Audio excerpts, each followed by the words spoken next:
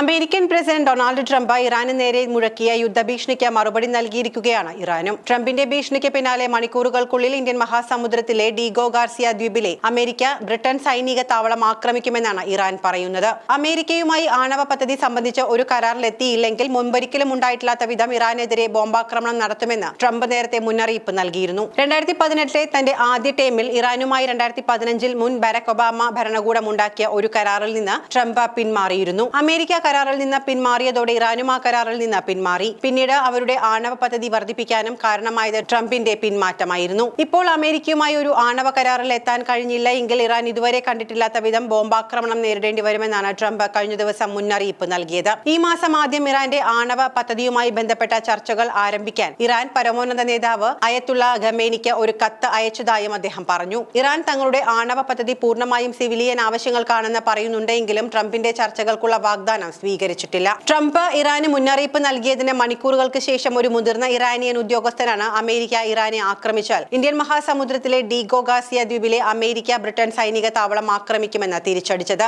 Indian മഹാസമുദ്രത്തിലെ Chagos ദ്വീപ് സമൂഹത്തിലെ ഏറ്റവും വലിയ ദ്വീപാണ് ഡീഗോ ഗാർസിയ. ബ്രിട്ടീഷ് അമേരിക്കൻ സൈനിക സംയുക്തങ്ങൾക്കായി പ്രവർത്തിക്കുന്ന ഈ ദ്വീപിൽ ബ്രിട്ടനും ഒരു സൈനിക താവളം നിലവിലുണ്ട്. പശ്ചിമേഷ്യയിൽ വർദ്ധിച്ചു വരുന്ന സംഘർഷങ്ങളുടെ പശ്ചാത്തലത്തിൽ ട്രംപ് ഭരണകൂടം അടുത്തിടെയായി ദീർഘദൂര ബോംബർ വിമാനങ്ങളെ ഈ സൈനിക താവളത്തിലേക്ക് വിന്യസിപ്പിച്ചിട്ടുണ്ട്. മേഖലയിൽ ഏതെങ്കിലും താവളത്തിൽ നിന്ന് ഇറാൻ ആക്രമിക്കപ്പെട്ടാൽ ബ്രിട്ടീഷ് അല്ലെങ്കിൽ അമേരിക്കൻ സേനകളെ ലക്ഷ്യമിടുന്നതിൽ യാതൊരു വ്യത്യാസവുമില്ല എന്ന് മുതിർന്ന ഇറാനിയൻ ഉദ്യോഗസ്ഥൻ ഡെയിലി ടെലിഗ്രാമിനോട് പറഞ്ഞതായാണ് വിവരം. അമേരിക്കയുടെ ഏതെങ്കിലും തരത്തിലുള്ള ശത്രുതാപരമായ നടപടി ഉണ്ടായാൽ മറുപടിയായി ഡീഗോ ഗാർസിയ താവളത്തിൽ ബലസ്റ്റിക് മിസൈലുകളും ചാവേർ ഡ്രോണുകളും ഉപയോഗിച്ച് ആക്രമണം നടത്തുമെന്ന് ഇറാനിയൻ സ്റ്റേറ്റ് മീഡിയ റിപ്പോർട്ട് ചെയ്തു. അത്തരം ആക്രമണങ്ങളിൽ ഉപയോഗിക്കാവുന്ന ആയുധങ്ങളായി ഖോറാം ഷഹർ മിസൈലിന്റെയും ഷാഹദ് ഡ്രോണുകളുടെയും പുതിയ പതിപ്പുകളുടെ കാര്യവും ഇറാൻ പറയുന്നുണ്ട്. കൂടാതെ ബഹ്റിനിലെ നാവിക താവളം പോലുള്ള മേഖലയിലെ മറ്റ് അമേരിക്കൻ ബ്രിട്ടീഷ് കേന്ദ്രങ്ങളും ആക്രമിക്കപ്പെട്ടേക്കാമെന്ന് ഇറാനിയൻ സ്റ്റേറ്റ് മീഡിയ ചൂണ്ടിക്കാണിക്കുന്നു.